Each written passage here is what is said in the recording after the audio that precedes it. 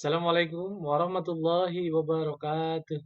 Good morning, everyone. It is good to see you all here in Social and Humaniora Research Symposium.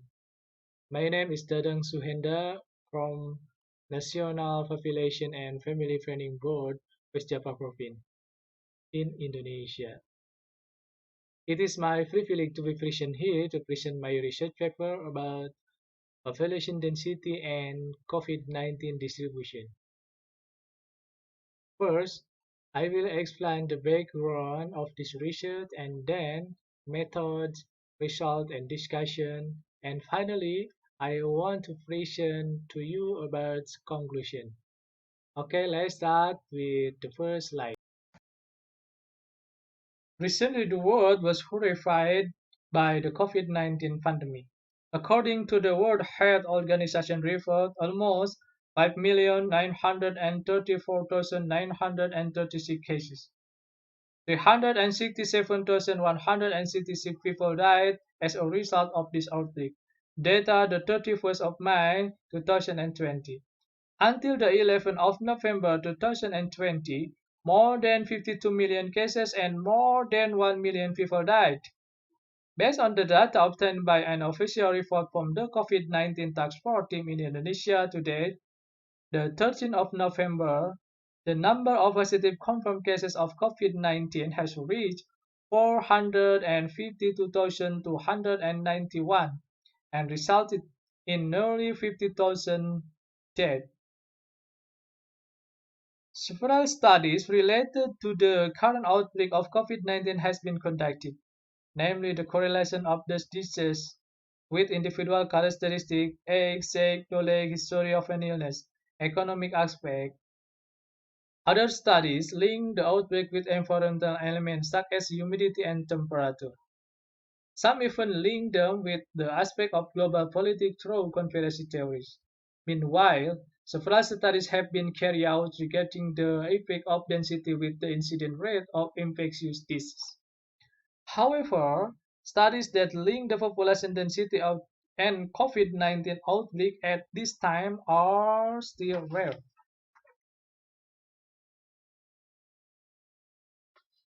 On the other hand, different studies reveal that there is no conclusive evidence in the relationship between the level of density in an area and the prevalence of an epidemic.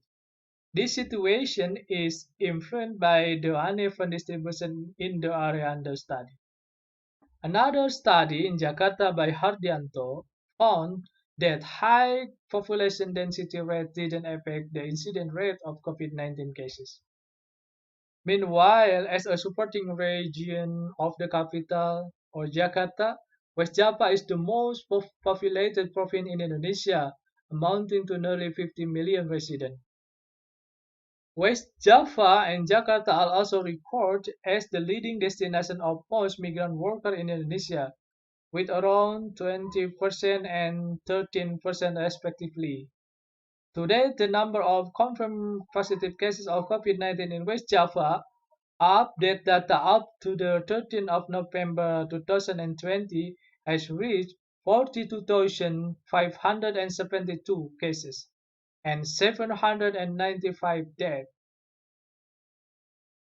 With a variety of complex characteristics starting from the distribution of population in each regency, the proximity of the region to the capital city Jakarta, it is exciting for us to examine the extent of the effect of population density on the case rate of positive confirmed case in West Java.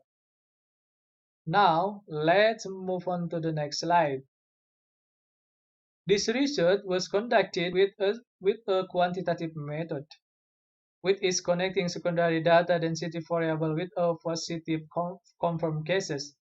The population density figures are taken from Center Bureau Statistics data, and COVID-19 data was gained from the official website of the West Java COVID-19 flag countermeasure. The data is processed using by DevInfo application program to, to describe the relationship between the two in the form of a map. DevInfo is a database system that's aimed to monitor the development of indicators by organizing, storing, and presenting data in the form of table, graph, and math to be included in a report, presentation, and advocacy material. The analysis used in this study is correlation analysis. The correlation test used is the product moment person correlation coefficient correlation test. Have a look this table. Table 1 shows the population density based on the municipal level. From the table, it can be seen that the highest population density is Cimahi, with 15,396 people per square kilometer. And the lowest is Pangandaran Regency, 399 people per square kilometer. Meanwhile, the highest cases of COVID-19 were found in Depok with 575 cases, and the lowest case were found in Tasikmalaya district with 2 cases. A description of population density by the distribution of the number of cases can be seen in figure 2.